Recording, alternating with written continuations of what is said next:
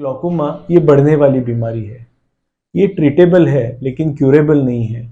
तो इसलिए अगर ग्लॉकोमा जल्दी डिटेक्ट होता है तो आंख बचाना बिल्कुल मुमकिन है।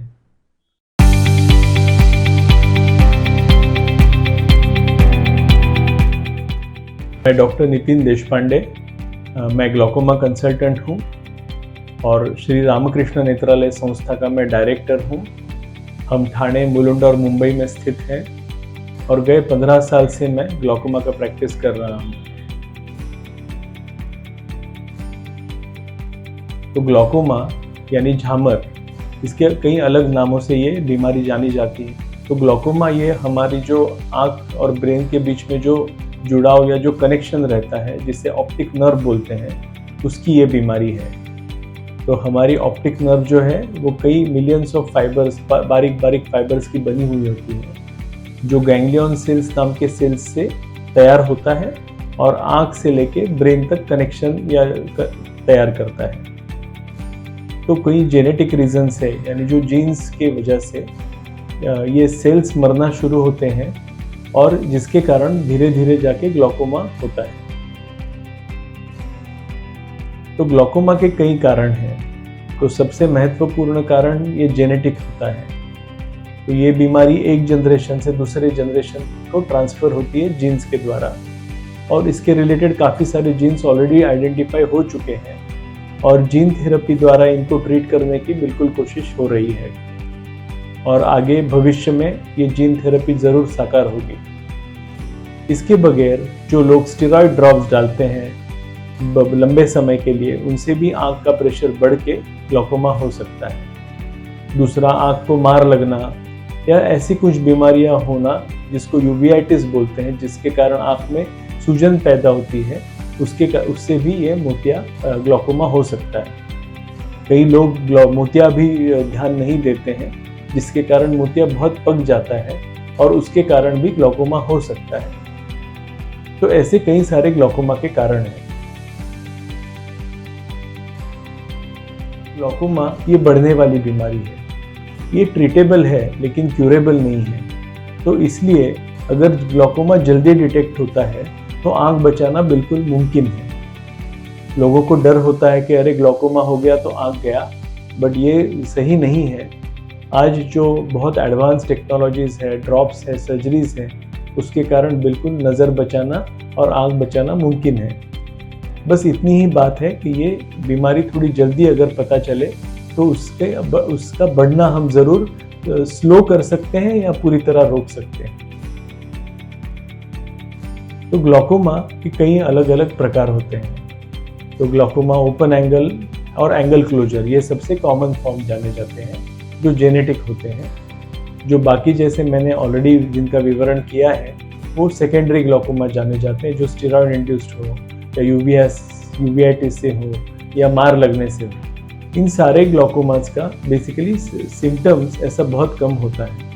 जो काफ़ी सारे ग्लॉकोमास असिम्प्टोमेटिक होते हैं, यानी आपको ये जानकारी नहीं होती है कि आपको बीमारी है, और इसी के कारण आज भी ऑलमोस्ट 50% लोग एक आंख बहुत ज़्यादा डैमेज होने के बाद ही डॉक्टर के पास जाते हैं, क्योंकि उन्हें ये पता ही नहीं चलता कि उनको ऐसी कोई बीमारी है।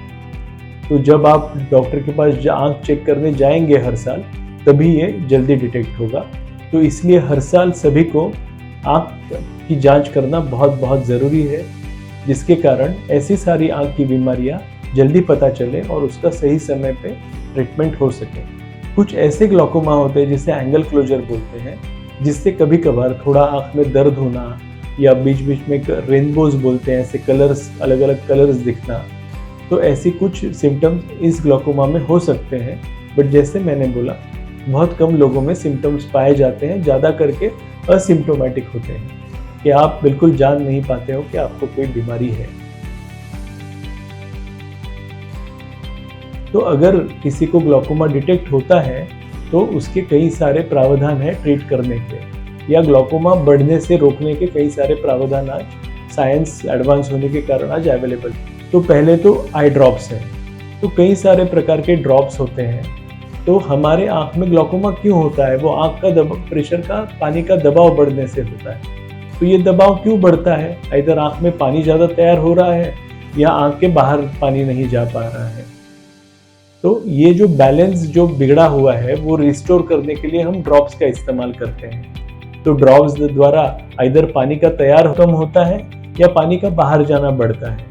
इससे जो हमारा नैसर्गिक संतुलन है पानी तैयार होने का और बाहर बह के जाने का, ये फिर से रिस्टोर हो जाता है और जिसके कारण ग्लूकोमा बढ़ना कम हो जाता है। तो ऐसे कई सारे ड्रॉप्स आज अवेलेबल है जो सेफ है और ये ऑलरेडी काफ़ी सारी स्टडीज़ के बाद अवेलेबल हुए हैं कि ये लंबे समय तक आदमी आँख में डाल सकता है बिना कोई मेजर साइड इफेक्ट के। ड्रॉप्स के बाद बारी आती है लेज़र्स की। तो कई सारे लोग ड्रॉप से ही प्रेशर कंट्रोल कर पाते हैं और जनरली इसके आगे जाने की ज़रूरत बहुत कम लोगों में पड़ती है। तो लेज़र द्वारा कई 2-3 प्रकार के लेज़र हम यूज़ करते हैं। एक तो याग करके लेज़र होता है जिसे पेरिफेरल आइरिडोटॉमी बोलते हैं। एंगल क्लोजर ग्लूकोमा में क्या होता है कि पानी जाने का रास्ता बहुत पतला होता है और वो खोलने के लिए हम इस लेज़र का इस्तेमाल करते हैं।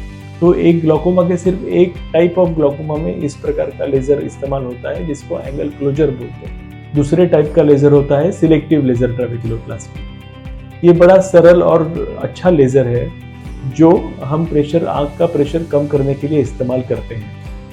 तो SLT ये बहुत शॉर्ट प्रोसीजर है, इसको हार्डली 5 से 10 मिनट लगते हैं। ये बड़ा सेफ है, इससे कोई साइड इफेक्ट नहीं होता है और ये लेज़र का असर ऑलमोस्ट साल या उससे ज़्यादा भी रह सकता है।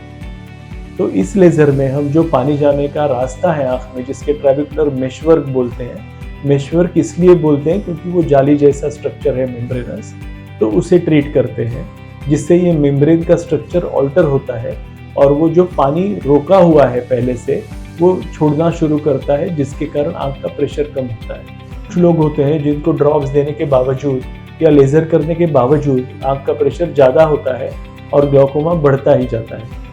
तो ऐसे लोगों के आँख में प्रेशर कम करने के लिए हम ग्लूकोमा सर्जरी करते हैं। तो ग्लूकोमा सर्जरी भी कई सालों से होता आ रहा है। आज आधुनिक तंत्रज्ञान के कारण वो बहुत एडवांस हो चुका है। तो ट्रेबेकुलेक्टॉमी ये सबसे कॉमनली किया जाने वाला सर्जरी है। तो इससे हम आँख से पानी बाहर आने का रास्ता तैयार करते हैं। तो ये सबसे पुराना सर्जरी माना जाता है, कई 4 से 5 दशकों से ये हो रहा है और क्योंकि इतने सालों से हो रहा है तो डॉक्टर्स के एक्सपीरियंस के साथ ये बेहतर और बेहतर होता गया है और आज काफ़ी सेफ सर्जरी माना जाता है। उसके बाद दूसरा सर्जरी आता है ग्लूकोमा भाल्व। तो ये ट्यूब्स होते हैं जो इसका एक सिरा आँख के अंदर होता है और दूसरा सिरा आँख के पीछे, जिससे पानी जाने का रास्ता तैयार होता है और इसमें अक्सर एक वाल्व होता है जिससे कितना पानी आएगा इसका भी कंट्रोल हम कर सकते हैं। तो जितना ज़रूरत है उतना ही आँख से पानी बाहर आए ऐसी इसमें व्यवस्था होती है, जिसके कारण ये सर्जरी भी काफ़ी सेफ मानी जाती है। एक बात मैं ज़रूर कहना चाहूँगा, जो न्यू जनरेशन ग्लूकोमा सर्जरीज, इनको माइक्रो इंसिजन ग्लूकोमा सर्जरी या आई स्टेंट सर्जरी बोलते हैं। तो ये सर्जरीज काफ़ी नए हैं। इनका फ़ायदा ये है कि जो कट्स होते हैं वो बहुत ही छोटे लगते हैं। दूसरी बात, इसमें रिकवरी बड़ा फास्ट होता है क्योंकि ये इतने माइक्रो डिवाइसेस होते हैं। तो ये जो माइक्रो डिवाइसेस है ये US की ग्लाउकॉस करके एक कंपनी बनाती है जो टाइटेनियम से बनते हैं और ये बहुत माइक्रो डिवाइसेस होते हैं। तो जैसा मैंने कहा, पानी जहाँ से आँख से बाहर जाता है वो जो जाली या ट्रेबेकुलर मेशवर्क है उसमें ये हम डिवाइसेस फंसाते हैं, जिसके कारण इनके थ्रू पानी बाहर जाना शुरू होता है और आँख का प्रेशर कम होता है। ये निहायत ही बड़ी फास्ट सर्जरी है, ये पेनलेस सर्जरी है और केवल ड्रॉप डाल के हो सकती है, बिना कोई कट के, बिना कोई टाके के। तो जिसके कारण ये बड़ा इफेक्टिव और सरल तरीका है और जिससे आपकी रिकवरी भी बड़ी फास्ट होती है।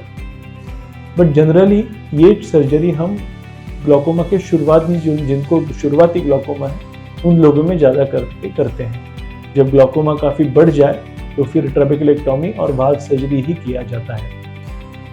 तो ये एक बात मैं कहना चाहूँगा कि अगर आपको ग्लूकोमा डिटेक्ट हुआ तो आप कृपया डरिए मत। ये आप अच्छे डॉक्टर के, आँख के डॉक्टर के पास जाइए, ग्लूकोमा स्पेशलिस्ट के पास, जहां आपका ठीक से इलाज होगा और बिल्कुल आपकी नज़र और क्वालिटी ऑफ लाइफ में कोई असर नहीं होगा। धन्यवाद।